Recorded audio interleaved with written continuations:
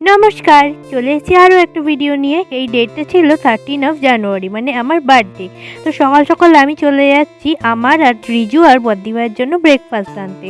সারাদিন তো আমাকে সবাই প্যাম্পার করবে, তাই সকালবেলা ভাবলাম আমি নিজেকেই নিজে প্যাম্পার করি। দিনটা সোমবার ছিল, তাই মেনুগুলো কিন্তু ভেজ ছিল। যদিও বলেছিল আমার জন্য মাছ বা যেটা খেতে চাই সেটা করবে, কিন্তু চয়েসটা আমারই ছিল যে ওই দিনটা ভেজ। খাবারে ছিল বেগুন, কুমড়ো, আলু, বরবটি ও ফুলকপি ভাজা। সাথে ছিল 5 রকম মিষ্টি, দই, পায়েস, চাটনি, আলুর দম ও ফ্রাইড রাইস।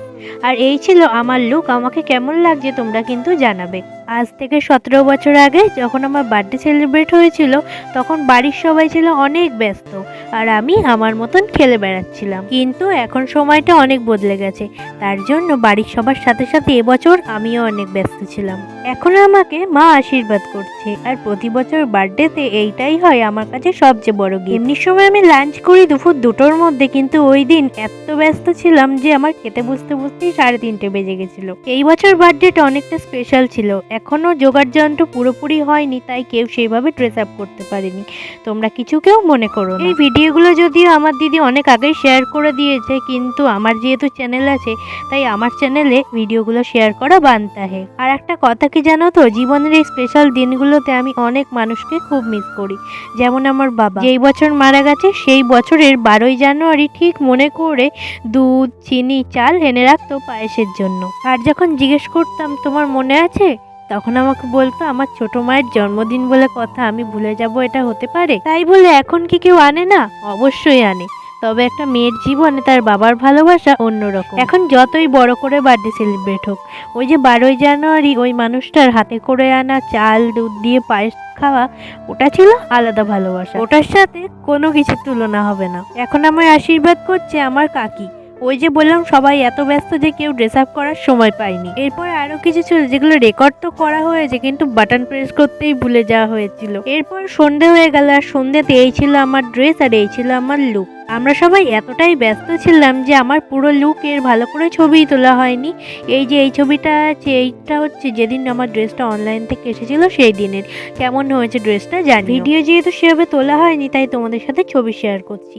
প্রথমেই চলে এসছে আমার 3জন জিগরি দোস্ত। কেউ আবার ভেবো না যে আমার এই 3টেই ফ্রেন্ড, আসলে কিছু কিছু জন কাজে জয়েন হয়ে গেছে তাই আসতে পারেনি। তারপরে চলে এসছে বদ্দি ভাই আর রিজু। এখানেও কিন্তু আমরা 3জন আছি।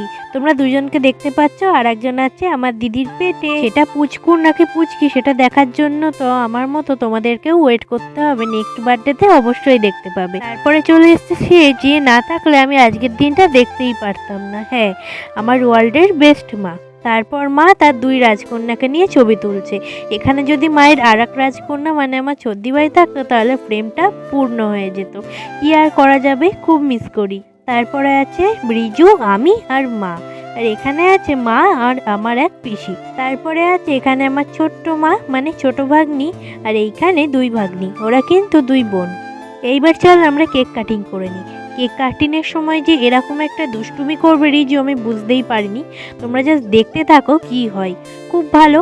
এমনি কেক কাটিং করছি, এইবার দেখো কি করে দিল। ইস রে, আমার এত রাগ হয়েছিল তখন, কারণ এইসব জিনিসে আমার প্রচণ্ড অ্যালার্জি। আমি একদম পছন্দ করি না এগুলো। এবার করে দিয়েছে, কি আর করা যাবে। আমি প্রচণ্ড বকা দিলাম ওকে, সেটা তো বদ্দিভাই ভিডিওতে দেখেইছো। আসলে কি বলতো, এই সময় আমি এমনিই খুব রেগেছিলাম, কারণ খুব বেশি জনকে নিয়ে বার্থডেটা হয়নি। তবে যতজনকে নিয়ে হয়েছিল তারা সবাই এসে পৌঁছায়নি। আমার ইচ্ছা ছিল সবাইকে নিয়ে কেক কাটিং করার, কিন্তু আমার বান্ধবীদের বাড়িটা আমার বাড়ির থেকে অনেক দূর, আর এখানে 8টা বেজে যাচ্ছিল। ওদের তাড়াতাড়ি ছাড়তে হতো, তার জন্য কেক কাটিংটা আমি তাড়াতাড়িই করে নিলাম। আর এই সময় চলছিল কেক খাওয়ানো। এই সময় দরকার ছিল ফটোশ্যুট করার, কিন্তু রিজু যে কোথায় চলে গেছিল তার ঠিক নেই। ডেকে ডেকেও সাড়া পাওয়া গেল না। তো প্রথমে মা আমাকে খাইয়ে দিল, তারপর আমি মাকে খাইয়ে দিলাম। মায়ের পরে আমি বদ্দি ভাইকে খাইয়ে দিলাম।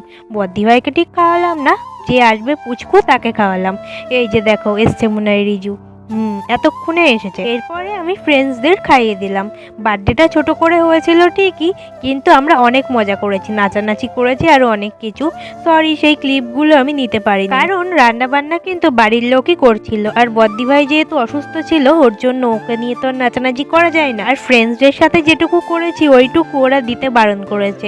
ওরা যেহেতু বারণ করেছে, তাই আমি জোর করে আর দিলাম না। আর রাতে মেনু ছিল ফ্রাইড রাইস, আলুর দম, চাটনি, পায়েস আর মিষ্টি। যাই হোক, আজকের ভিডিওটা এত অবধিই ছিল। ইচ্ছা তো ছিল অনেক কিছু শেয়ার করার, কিন্তু শেয়ার করা হয়ে উঠলো না। তাই কি আছে, দেখা হচ্ছে খুব তাড়াতাড়ি অন্য একটা ভিডিও নিয়ে। ততক্ষণ সবাই খুব ভালো থেকো, টাটা।